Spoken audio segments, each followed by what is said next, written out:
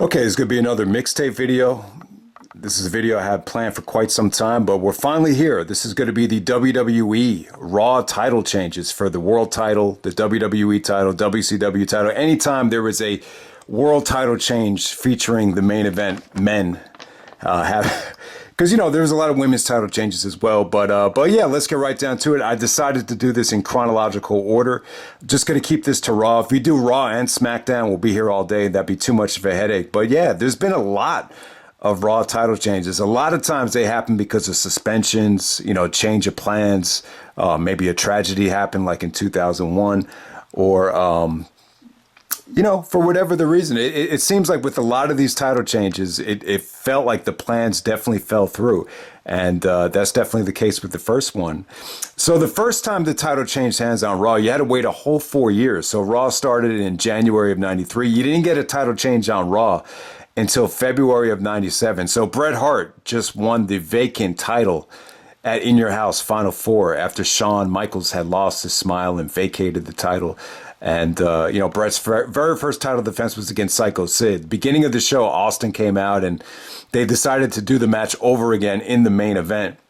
So Austin is definitely trying to cost Bret the match the whole time. Sid is trying to keep Austin away too because he doesn't want there to be a disqualification because he wants to win the belt. So both Bret and Sid are trying to fight Austin off this whole match. But yeah, the match was good. This was definitely one of Sid's better matches. This is the first time Bret actually busted out the figure four around the ring post. He did some really good work on Sid's knees. But ultimately, when Bret had Sid in the sharpshooter, Austin behind the referee's back punches Bret. As Bret his head is exposed because he's doing the sharpshooter. So Sid power bombs Bret. The crowd goes crazy. I got to say, the fans were probably pulling for Sid here, even more so than Bret, believe it or not. But yeah, you would think with Shawn vacating the title, it'd be a no-brainer. You just have Bret, get the world title match at WrestleMania, and it sounds like a no-brainer, but that did not happen. I think Vince at the time thought, Austin's big moment for the world title should come as a babyface, and I think that decision paid dividends quite well. So Bret actually does not wrestle at WrestleMania for the world title, and it ends up being Sid and Undertaker. The show ends with Sid and Taker having a face-off for the championship. So that was back in February 97, February 17th, 1997 from Nashville, Tennessee. That was the very first time the title changed hands on Raw. And we move on to Stone Cold Steve Austin taking on Kane. This is the night after King of the Ring 1998, so going all the way back to June 29th, 1998 from Cleveland, Ohio. All right, the match really wasn't great, but I thought the booking here was fantastic because it beautifully sets up Austin versus Undertaker at SummerSlam. Austin loses the first blood match, so you see King of the Ring go off the air with Austin looking all bloody, losing the belt, and he challenges Kane the very next night on Raw. And, pretty much gets a generic victory over Kane. Crowd was incredible here. Basically, Austin doesn't get Kane off of his feet, so the offense is pretty generic. But Austin counters a chokeslam into a stunner, and the crowd goes apeshit. I think people have argued that this was very Hogan-like, in terms of Austin winning the belt back here. But I think they made the right decision because you got to get the ball rolling and heading into SummerSlam. SummerSlam did an incredible buy rate with Austin and Undertaker. So this was definitely the right way to go, to have Austin win the belt back the very next night in Cleveland. Next up, you got The Rock taking on Mankind. This officially aired in January 4th of 1999, but it was taped in 98, though. The original taping was December 29th, 1998 from Worcester, Massachusetts. This is the same place where The Rock had his match against Goldberg. I remember he was like, Worcester, you people live in Worcester. But yeah, Rock and Mankind, it's funny, this was probably their worst match. Rock and Mankind, definitely the title hot potato back and forth, which was good. This definitely felt like it was the plan. There's a huge backstory here about how Tony Schiavone was ordered by Eric Bischoff to say, well, Mankind is going to win their world title. Yuck. That's going to put a lot of butts in the seats. And then they actually ended up winning the rating. But yeah, definitely not the best Rock and Mankind match, and it almost felt like a lumberjack match with members of the Corporation and Degeneration X at ringside. But very memorable. This might be the most memorable out of all the title changes on Raw. I mean, the fans went crazy here when Austin probably got the biggest pop of his life. I would say this is probably the best non-match pop that Austin ever got. I mean, this is one of those times where they were promoting the fact that Austin was not there, and then when he did come out, fans went apeshit. You know, Vince was at ringside there, and Rock actually gets clocked with the steel chair by Austin, and then Mankind wins the belt. Crowd goes crazy.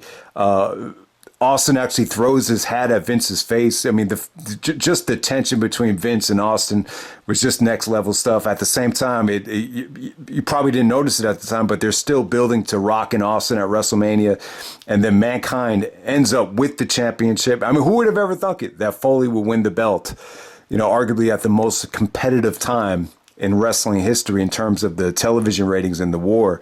Foley's only gripe, and I kind of agree with him. Like, if Jim Ross had called this moment, it would have made it that much more special. Michael Cole tried, but, you know, he just wasn't, you know, quite ready for prime time. And, you know, the call ended up being a little bit, you know, lackluster, but it doesn't really take away from the moment. It was still an amazing moment.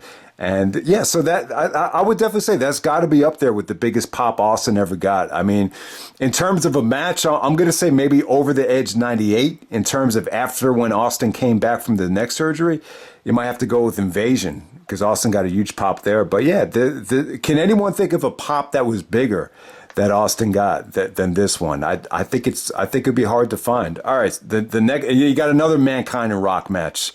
This was February 15th. 1999 from Birmingham, Alabama, believe it or not. Shawn Michaels is actually the commissioner, and, you know, Vince basically pressures Shawn into making this a ladder match. He's like, well, book it in the match that you made famous, make it a ladder match. And Rock and Mankind weren't really suited for a ladder match, but, you know, they were doing so much hardcore shit at the time. It really did make sense. This beautifully sets up, you know, Mankind versus Big Show at WrestleMania as, you know, Paul White. They were calling him Paul White at the time. I guess they didn't really trademark Big Show quite yet. So yeah, Big Show actually chokeslams Mankind off the ladder, and Rock wins the belt back at and it sets up the WrestleMania 15 match. And Austin's actually on commentary, and Austin did a great job on commentary. I thought he was pretty awesome. So yeah, I mean, definitely not a vintage ladder match in terms of high flying, but yeah, Rock wins it back in a ladder match, believe it or not. And, you know, Rock is not a stranger to ladder matches. He had the great match with Triple H back at SummerSlam 98. And we have another one. We have Undertaker taking on Stone Cold Steve Austin. This was from June 28th, 1999, Charlotte, California. So Austin was in a battle with Shane and Vince for, I believe, chief executive officer of the company. And when Austin went to, you know, climb up the ladder and grab the briefcase to own the company, someone pulled the briefcase up, and the McMahons actually ended up winning. But Austin put in a stipulation, just in case anything happened, that he would get a title shot on Raw. And the corporate ministry, to be exact, would be banned from ringside.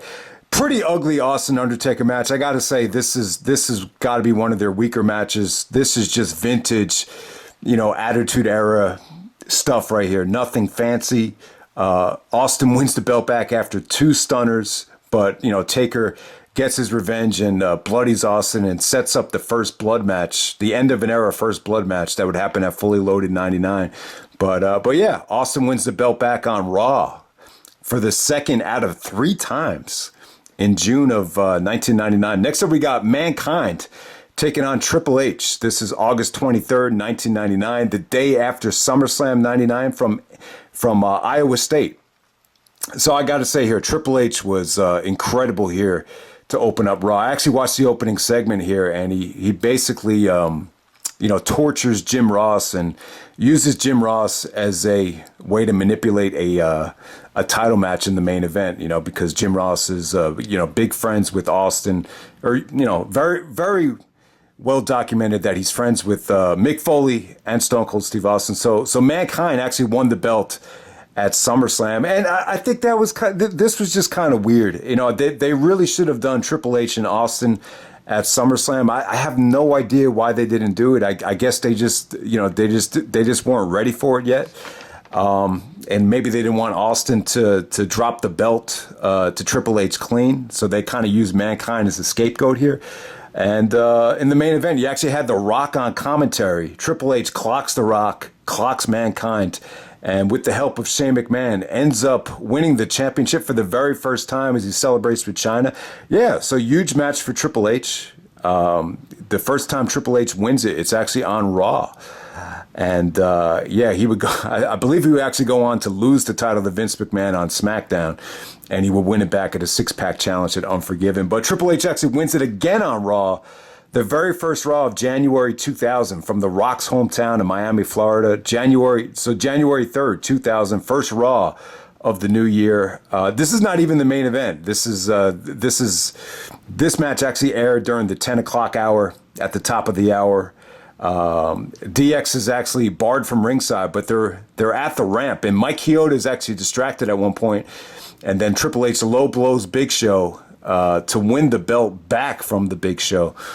And this has got to be Triple H's I would say this is probably his most important championship victory.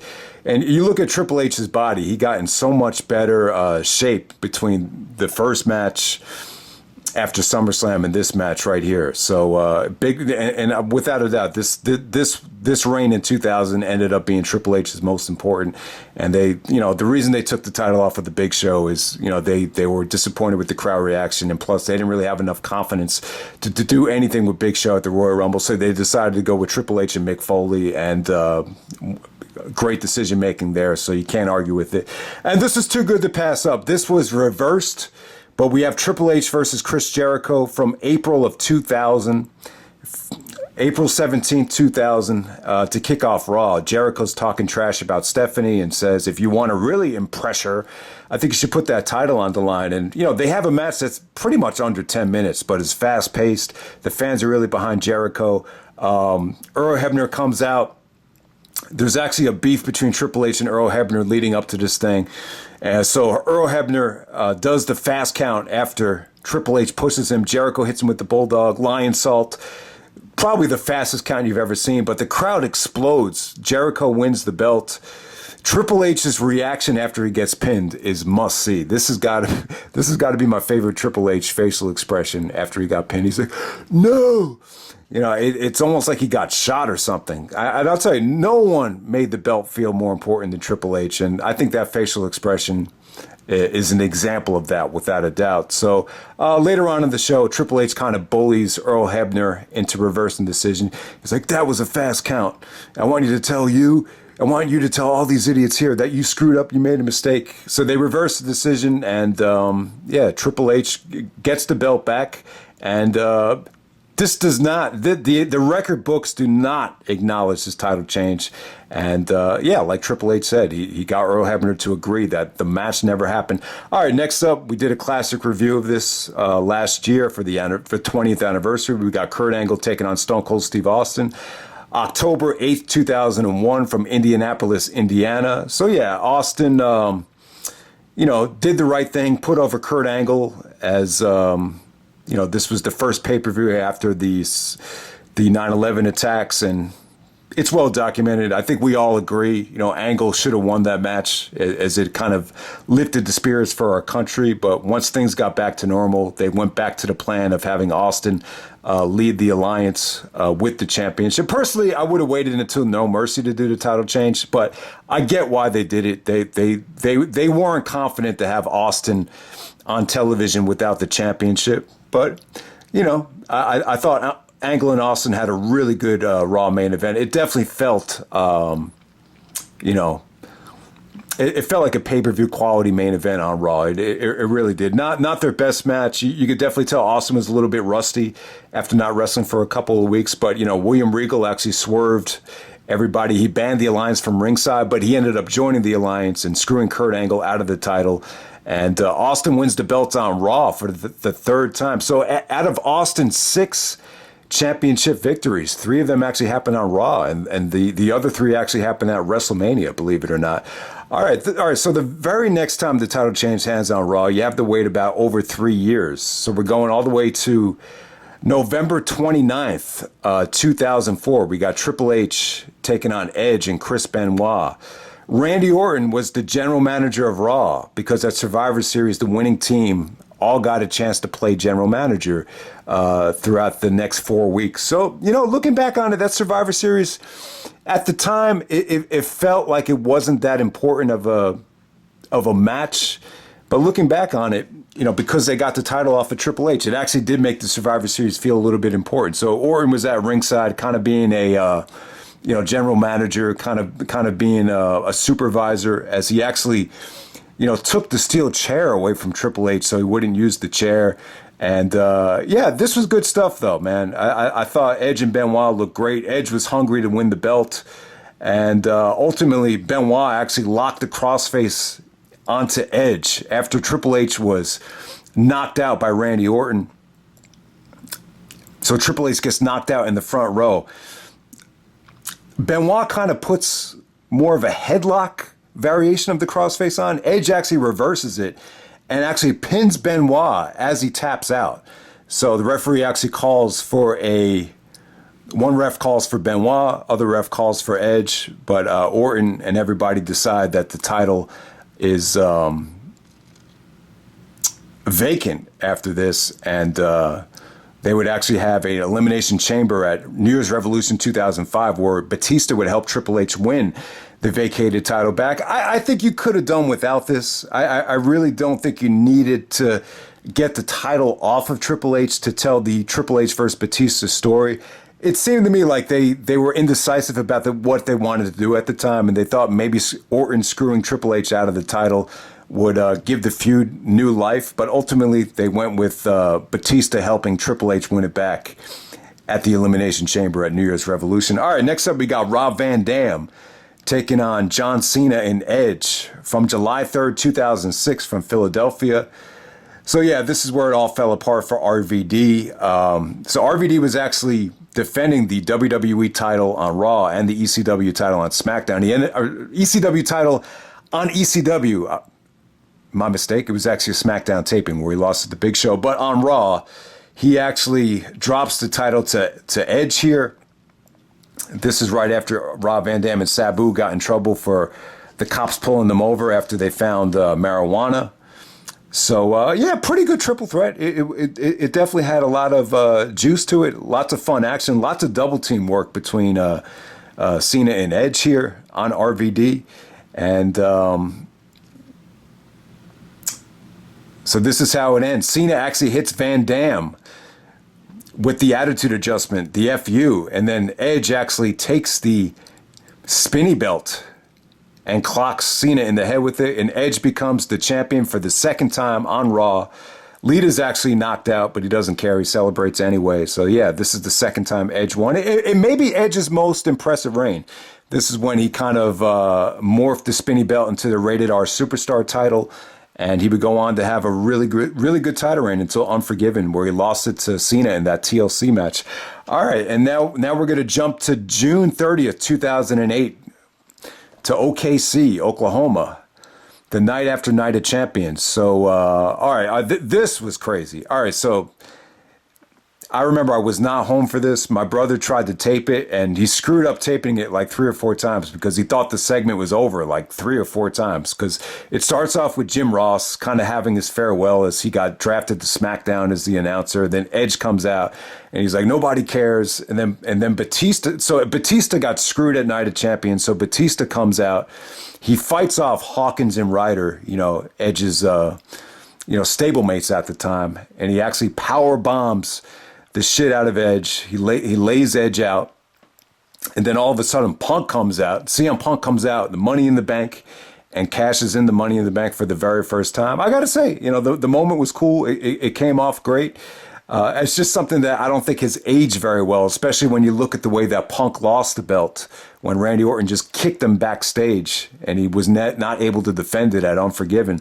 But the actual moment, it came off cool. And, with these Money in the Bank cash-ins, it was always something that got a lot of hype the very next night on social media, and you would get record hits to the website. I think when Edge first cashed in the Money in the Bank, that was the most overloaded WWE.com ever got with all the attention it got. So yeah, it's just, you know what it is? It's the equivalent of like the WWE selling drugs. It's like fast cash. But when you look at the reign as a whole and how the guy wins it and ultimately when you look back on the actual reign, it just doesn't have the legs that a legit championship reign has. And I'm sure CM Punk is not very proud of his first championship victory, for as excited as he won at the time. It just, people looked at Punk as a second-rate champion, and Randy Orton even called him a fluke. I guess the whole thing in retrospect was kind of a test to see how Punk would respond from it. And I guess most people would say he responded quite well. All right, next up we got Randy Orton taking on the Big Show, John Cena, and Triple H. This is a Fatal 4-Way match on a Raw Super Show from June 15, 2009. This Raw was stacked. I mean, you had CM Punk defending the belt in a triple threat match. You had Jericho and Mysterio to open up this thing. This might be a classic Raw from Charlotte, North Carolina. I didn't see the whole thing, but I watched the Fatal 4-Way. All right, so the story here was that Batista actually got injured before Extreme Rules. So, we talked about that Cody match from Hell in a Cell. So when Batista and Orton had the steel cage match with an injury, Batista just squashed him. They didn't really try to have a good match. So Batista won the belt back from Orton, and then he actually vacated the title because of an injury. One of the many times Batista vacated the title because of an injury. And Randy Orton just wins the belt back here in a Fatal 4-Way. They put Big Show in this match because they were going to go back to Orton, Cena, Triple H at Night of Champions. So Big Show really was involved in a lot of stuff here as Orton hits the RKO on Big Show to win the belt back. So Orton would actually have a nice reign heading into SummerSlam as the title eventually hot potato back and forth between Randy Orton and John Cena. All right, and the very next time you got a title change on Raw, you got to go to the night after Survivor Series 2010 from Orlando, Florida. CM Punk is on commentary for The Miz, cashing in the Money in the Bank on Orton. I got to say, the moment holds up. It came off pretty well. And they actually had a legit match here. They actually wrestled for a little bit under 5 minutes. Miz wins with the skull-crushing finale. Very well executed, I got to say. It actually, for as much as I hate the fact that the Miz won the belt, this came off quite well. And I just remember my reaction at the time was, you might as well just do something different. I was just kind of fed up with Cena and Orton having the belt. It seemed like that whole year, that's really all you got. And so I kind of welcomed the Miz having the championship at first. I just think a lot of people didn't expect him to, main event WrestleMania. I think that's where it got a little bit tricky.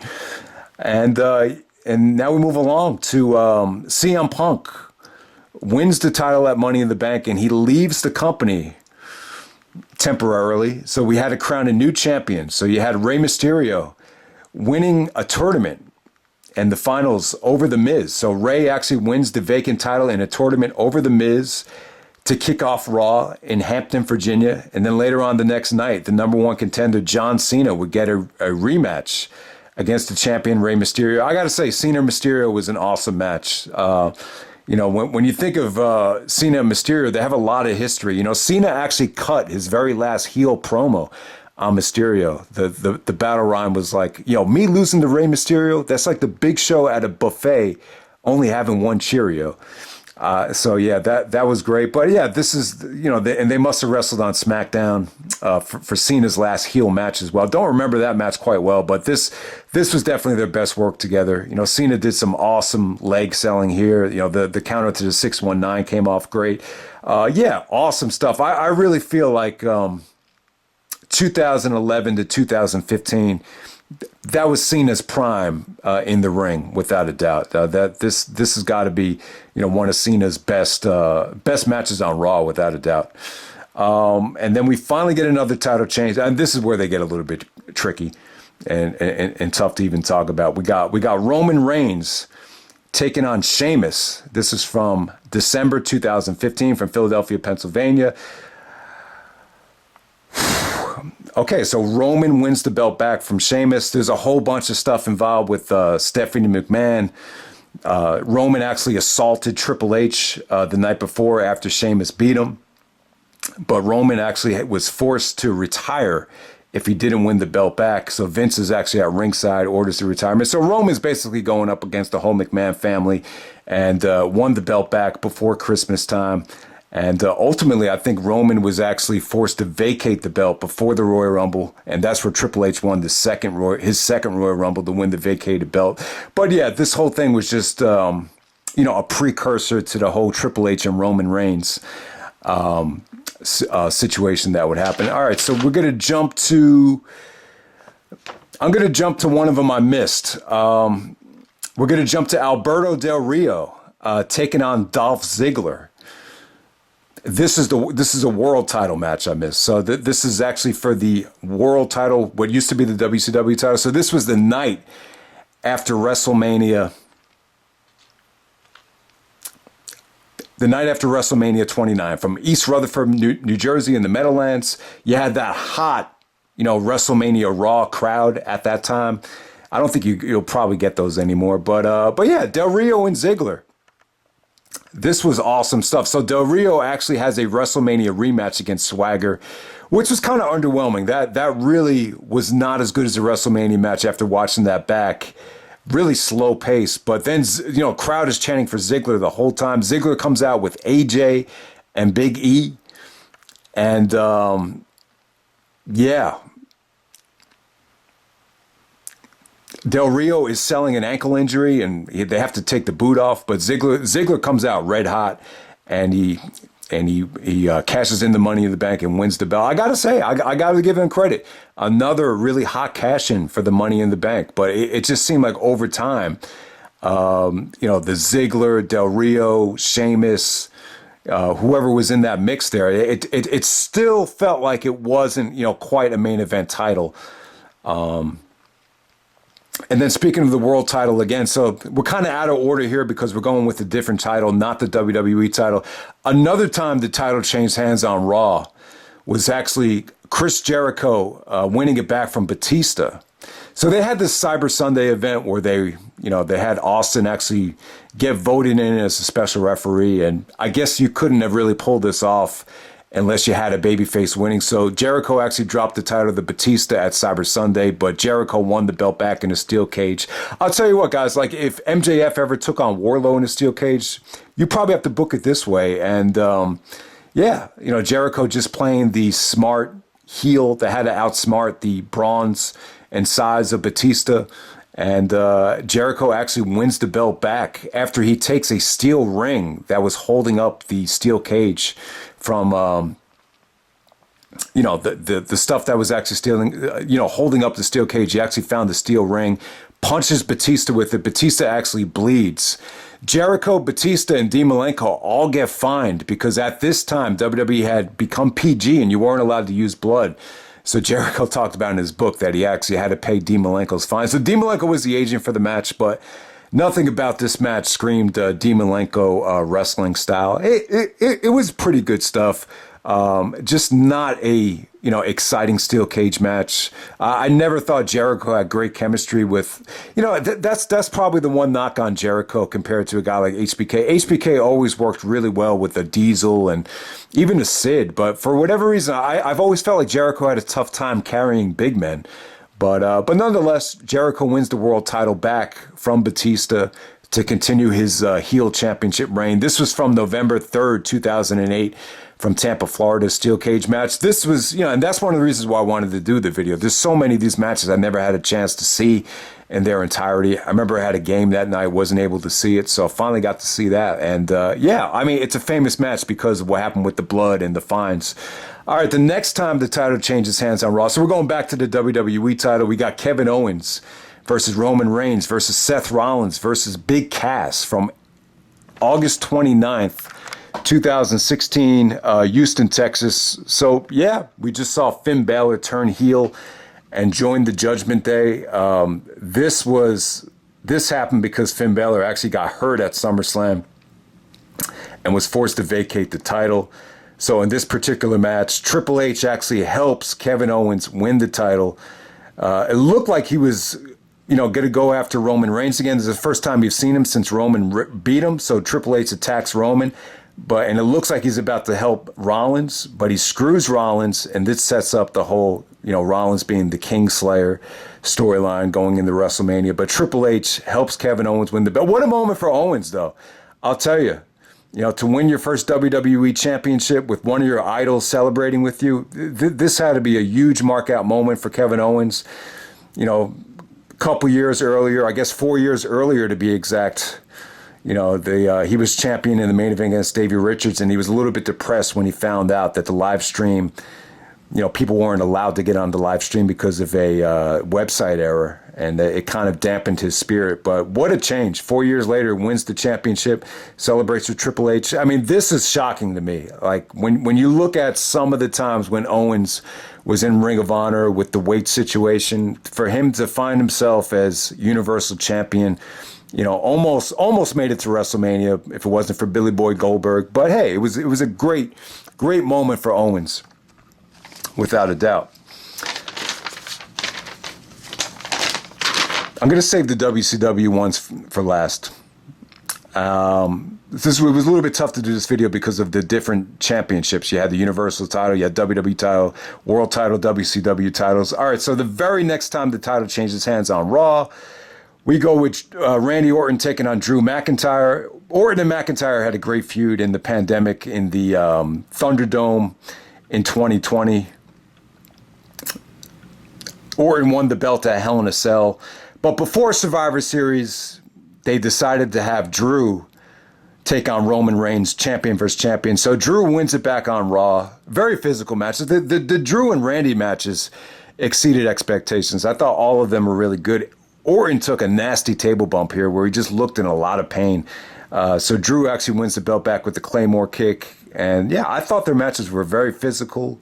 Very, very well executed, had a lot of intensity. I think Drew and Orton should be very proud of the work that they did, considering there were no fans there. So Drew won the belt back to take on Roman at Survivor Series in the champion versus champion match. And then the next time the title changes hands on Raw, so Miz actually cashes in at Elimination Chamber in the main event after Drew gets taken out by Lashley. So Lashley does Miz a favor. Miz has to return the favor eventually. After I remember Miz got out of this match like at least 2 or 3 times, and he finally was baited into it on March 1st, 2021 from St. Petersburg, Florida. And I guess we're still in the Thunderdome at this point, and Bobby Lashley squashes Miz to win the belt to go into WrestleMania as champion. And then obviously you guys know the very last time the WWE title changed hands on Raw was when Big E cashes in his Money in the Bank on Bobby Lashley, Boston, Massachusetts, last September. So that's the last time it happened with Big E cashing in. Where is Big E right now? I don't even know. And let's wrap it up with WCW title changes. I wish I had gotten to these. There's 2 times the WCW championship changes hands on Raw. It's Kurt Angle taking on Booker T from July 30th, 2001 from Philadelphia. This was The Rock's return from filming The Scorpion King. Last time you had saw The Rock was at WrestleMania 17, but in the middle of the show, Angle won the belt on SmackDown from Booker T in his hometown of Pittsburgh, which is an awesome match. If you haven't seen it yet, check out Angle versus Booker T from SmackDown, the previous SmackDown. That's actually the better match. This was still good here. I'll tell you what, Angle and Booker T had great chemistry. The leg scissors into the Angle slam and reversal into the ankle lock. Austin's interference bit Booker T in the ass on SmackDown, but this time it paid dividends. Once again, you had members of the Invasion interfering, but it was still good stuff. It's still really, really good match. They wanted Booker T to win the WCW title, heading into SummerSlam so he could feud with The Rock. And this way you could actually have Booker T claim that he's the 5-time WCW champion. When he does the spin-a-rooney, he holds up 5 fingers. This time he's a 5-time WCW champion, so it does make sense looking back on it. But yeah, I got to say, man, and when you watch a match like this, I got to say, I like Angle from 2001, man. He just moved so much better back then. I know 2002 probably had, he was probably a little bit better in 2002, but athletically, when he still had the hair in 2001, I think he moved better back then. And then final time the WCW changes hands on Raw, once again during the Invasion. We got Rock versus, or Chris Jericho defending the WCW title against The Rock. So Jericho won the belt at No Mercy, and then he drops it to The Rock right before Survivor Series in Long Island. This is coming off of the Rebellion UK tour, so they had to be tired as hell. You could definitely see it. The funny thing is, Rock actually does the blade job here, kind of like Austin at WrestleMania 13. When Jericho has Rock in the walls of Jericho, he's actually bleeding from the face. Not as bad as Austin did, but you can see some similarities of it. But Rock counters the walls of Jericho into an inside cradle and wins the WCW title back. And then, what this did was they really wanted to build Rock and Jericho as two guys not getting along heading into the Invasion. So Jericho takes a steel chair and just clocks The Rock with it. And I'll tell you, I was at SmackDown taping the very next night, and that was my first WWE show. And when Jericho came out, he didn't really get any heat. It's just the crowd didn't know how to react to him. It felt like me and my brother were the only ones in the arena chanting Y2J. Because my first time seeing Jericho, I was a huge fan at the time. Obviously, this is prime Jericho. But yeah, it just seemed like everybody just didn't know how to react to him because of this feud with The Rock right here. But yeah, that's the last time the WCW title changed hands on Raw. So that's pretty much it, guys. That's all the title changes on Raw. A lot of times it's because of an injury, or it's because of suspension like RVD, or a tragedy like it was in 2001, or, you're trying to build a storyline like the Invasion stuff with the WCW title. But yeah, it was fun. There's a lot of title changes. I would say what's the best moment here is definitely the Mankind moment. That still holds up as the best moment. I want to decide what's the best match out of this bunch. It's really tough to decide. Man, I'm going to give you my pick as the best match.